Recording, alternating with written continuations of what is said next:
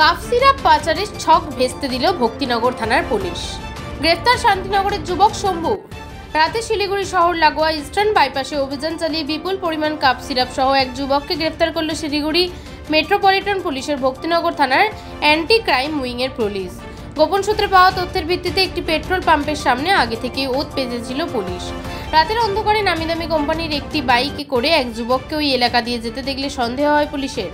এরপরেই তাকে মাঝপথে আটক করে তল্লাশি চালানো হয়। প্রাথমিক জিজ্ঞাসাবাদের পর তার ব্যাগ থেকে উদ্ধার করা হয় বিপুল পরিমাণ নিষিদ্ধ কাপ সিরাপ, যা পাচারের উদ্দেশ্যে নিয়ে যাওয়া হচ্ছিল বলে পুলিশের অনুমান। ধৃত যুবকের নাম বিল্টু সরকার ওরফে শম্ভু, যে শিলিগুড়ি পুর নিগমের 36 নম্বর ওয়ার্ডের শান্তিনগর এলাকার বাসিন্দা। পুলিশ সূত্রে জানা গিয়েছে, শম্ভুর বিরুদ্ধে শিলিগুড়ি পুলিশ কমিশনারেটের বিভিন্ন থানায় একাধিক অপরাধমূলক কার্যকলাপের অভিযোগ রয়েছে।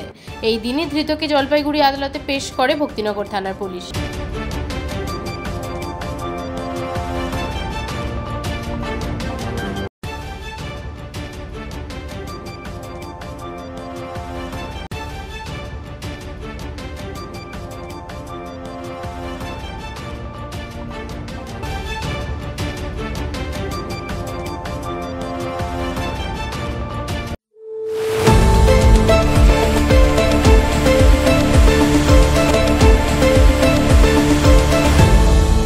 আপনারা দেখছেন এই বেলা বাংলা, শিরোনামে সবার আগে।